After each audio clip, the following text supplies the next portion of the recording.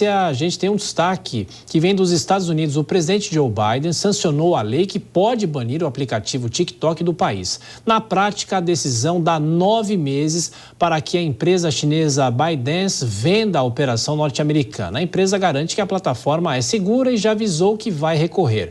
Sobre esse cenário, a gente conversa agora com Carlos Afonso, diretor do Instituto de Tecnologia e Sociedade e um dos idealizadores do Marco Civil da Internet. E ele também é integrante do Conselho Consultivo sobre Segurança do TikTok aqui no Brasil. Como vai, senhor? Muito obrigado pela atenção, pela gentileza. Boa noite.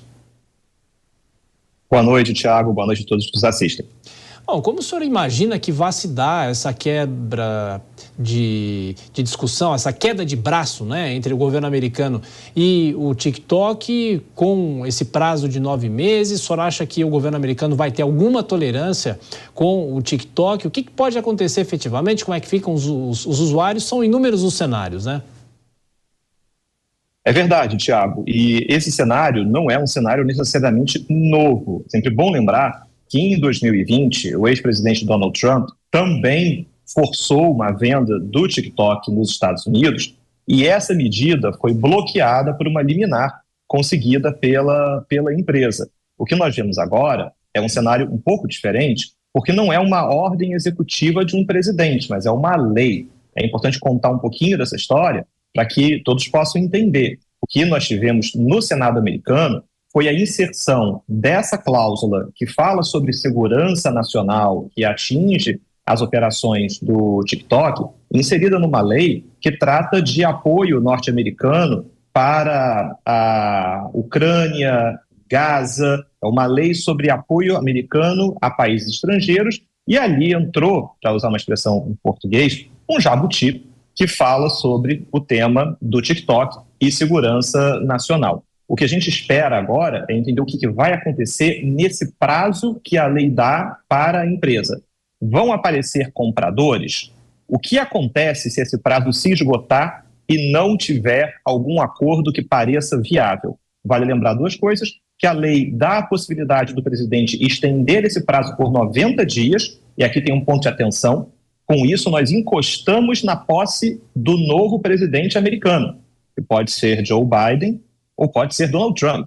Então, isso entra numa discussão política, né? Se Trump ganha, será que isso muda no debate? E, por fim, um olhar para o futuro também passa por uma discussão judicial, que é muito provável que aconteça. A própria empresa já declarou que vai procurar as vias judiciais para impedir a concretização dos efeitos dessa lei. A discussão principal, e o aplicativo é acusado de usar de forma indevida os dados de pessoas que estão cadastradas nesse aplicativo. Agora, como se comprova algo como essa denúncia? E, aliás, os dois presidentes nesse quesito estão concordando, né? Estão tomando, ou um tomou e esse atual presidente também vai tomando as providências contra o TikTok. Como que é possível superar essas questões ideológicas e efetivamente ter alguma informação concreta que isso realmente aconteça? É verdade, Thiago, e nesse ponto, só para oferecer um olhar para o cenário político, é importante lembrar que o mesmo Trump que forçou a venda do TikTok lá em 2020, hoje é contra a venda do TikTok, até para fazer um posicionamento contra o Biden nesse momento. Mas é verdade, os dois últimos presidentes americanos seguiram adiante com uma iniciativa de forçar a venda da empresa no Brasil. Para os usuários que utilizam a plataforma, por enquanto nada muda. Mas todo o debate sobre segurança nacional, uso de dados, ele passa a ingressar no debate público.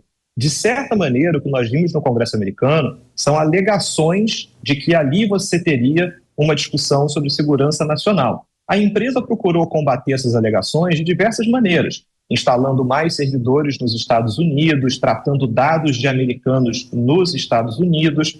A própria Oracle, que foi uma empresa que se aventou que poderia ser uma compradora do TikTok durante o governo Trump, hoje audita as atividades da empresa nos Estados Unidos. Mas é curioso como esse debate sobre segurança nacional não criou, de certa maneira, as evidências se pudesse levar de uma maneira determinante a esse passo dado pelo Congresso. Nós temos falas de alguns congressistas que dizem: o público não viu o que nós vimos. Mas, de certa maneira, é importante entender o que foi visto. O público tem direito de saber quais são as razões que levam o Congresso americano a tomar uma medida tão drástica como essa, que certamente vai levar a repercussões jurídicas bastante importantes. Pois é, e nessa questão, o senhor ressalta, é uma lei agora. O senhor acha que essa lei pode abrir precedentes, jurisprudências para outras partes do Brasil, do país ou até mesmo aqui no Brasil?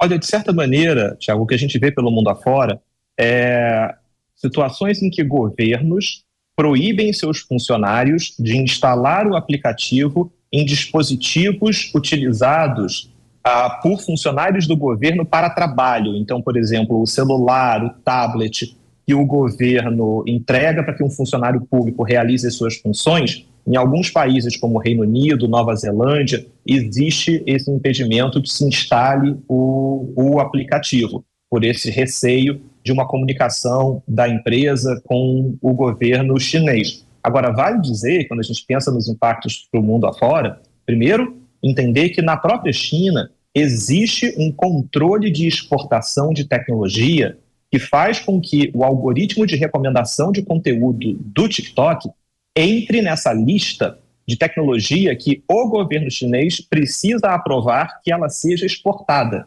Então, quando a gente pensa no cenário para o resto do mundo, caso algum país queira seguir os passos dos Estados Unidos, é muito provável que, caso apareça um comprador para o TikTok nos Estados Unidos, esse comprador tenha acesso à base de dados, à marca e ao design da plataforma, mas não ao algoritmo, porque o algoritmo de recomendação de conteúdo passa por essa lista de restrição à exportação da China. Então, de certa maneira, isso reduz também o interesse em se seguir esse exemplo, e é muito provável, caso se chegue a esse momento, que o próprio negócio seja frustrado, já que, em última instância, o algoritmo de recomendação é notoriamente o coração que faz o aplicativo ser o que ele é. Conversamos com o Carlos Afonso, diretor do Instituto de Tecnologia e Sociedade e um dos idealizadores do Marco Civil da Internet, também integrante do Conselho Consultivo sobre Segurança do TikTok aqui no Brasil. Muito obrigado mais uma vez, bom descanso, até a próxima. Obrigado, até a próxima.